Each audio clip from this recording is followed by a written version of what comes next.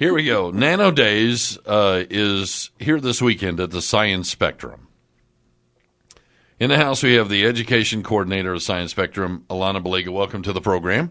Hello. All right. Tell us what this Nano Days thing is, because there's like locations all around the country and the world that are observing this. And then, let's talk about some of the implications of nanoscience. Absolutely. So this weekend, this Saturday, April 4th, from 11 to 3 o'clock, we will be having Nano Days at the Science Spectrum. It will be a free event out in our atrium for you to come and learn more about nanoscience. It is going on in about 250 centers across the U.S., including Puerto Rico all the way to Hawaii.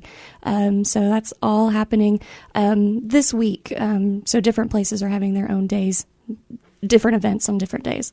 What exactly is nanoscience? So nanoscience is the science of tiny things that we can't see. A nano is a billionth of a meter. Excuse me? A billionth of a meter. So extremely tiny, nothing we can see with our eyes. Who's got a measuring device to measure that anyway? Right. Well, they're using things like scanning electron microscopes and things like that to be able to see at that level.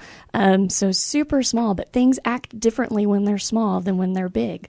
Like gold, when we look at it, it's obviously gold, but on a nanoscale, when it's small particles, it looks red. And nano gold is used in things like stained glass windows. So really? So at a nanoscale, it looks different and acts differently. Whereas we see it looks gold, but small level acts differently, looks differently. Interesting. Yeah.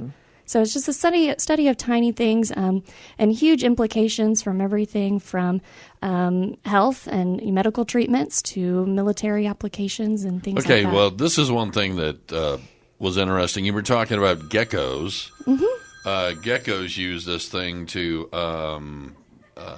the little hairs on their feet to climb up walls and stuff. So a lot of people think geckos are sticky, but they actually have these tiny little hairs that are able to interact on a nano scale as they climb up things. And so scientists and researchers are developing something called geck skin, which is something that us humans could potentially use to climb up walls. So in other words, that would be so cool. This is kind of like Spider-Man realized? Exactly. So, wow. Looking at science and nature and then applying it to our lives on a daily basis. Wow.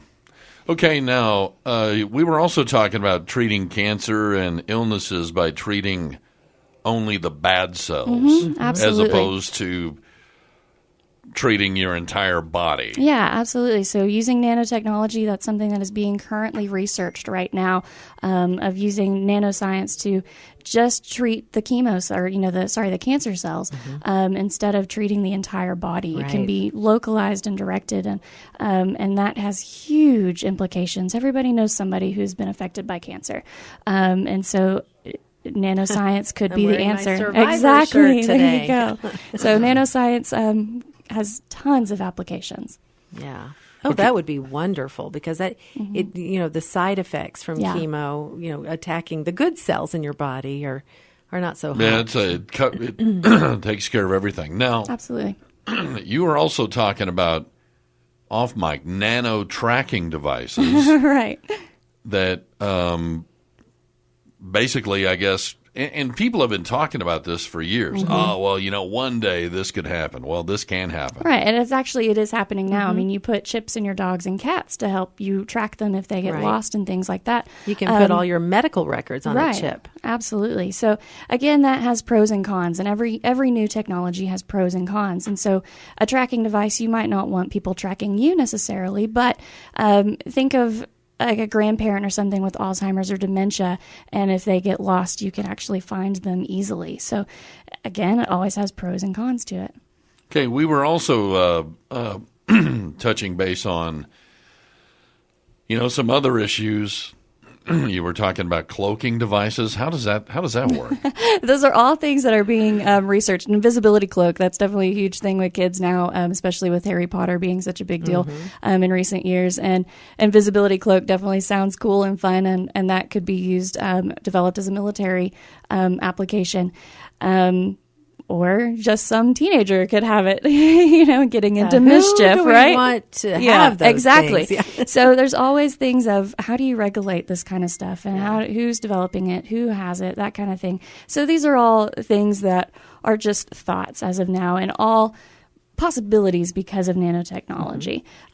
So what we're going to be doing at the Science Spectrum is making it something that the kids can actually visualize and see. So they're all going to be hands-on activities that are easy to see these kind of harder topics. So making it fun and easy to understand. So if these things if nanoscale is a billionth of a meter, then I guess we're working on these things in larger scales so they can...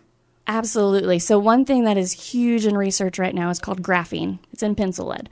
It's at its basic level, it's a single atom thick, so super thin. Obviously, we can't see that with our eyes, but it's super conductive, it's strong, it's flexible. So when you make something called a carbon nanotube out of this graphene, it kind of looks like a honeycomb structure.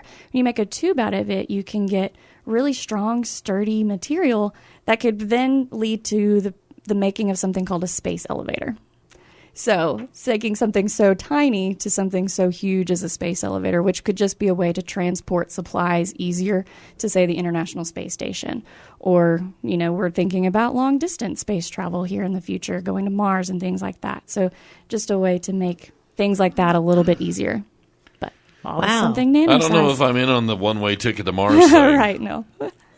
You wouldn't sign up for that? No, I don't think so. Wow, this is going to be interesting. Nano Days, and it's free. It's free. It's out in our atrium, so it is free. Standard museum rates still apply, but everything with Nano Days will go on in the atrium from 11 to 3 this Saturday. Okay. Wow, that is so cool. Now, while we got you here, we still have the Pirates exhibit and Pirates and Treasures exhibit going on right now, and that's through May 25th. We have Pirates and Treasure. Okay, and then Humpback Whales is the newest film that's in the Omni. That's awesome. Galapagos still running? Galapagos, and we still have Hidden Universe. We're going to be losing Hidden Universe here pretty soon. Oh, my goodness. Have you seen that? No, we got to go see that. You've got to go see that. When's that going away anyway? I can't remember exactly. I want to say next month. I can't remember. And then our new film is going to be Living in the Age of Airplanes. So we'll have a new one coming up. That Hidden Universe is amazing. It's absolutely amazing. If you have not seen it, I highly recommend it. So it's leaving soon. Come and see it. Alana Baliga, we'll see your hubby tomorrow morning at 7:10. Absolutely. All right, thanks for coming in. Appreciate that. Thank Interesting you so much. stuff. Thank you. Who knew? Who knew that she was so smart? She's very smart. I try. Good thing she's the education Well, coordinator. she married Vic. That was pretty smart.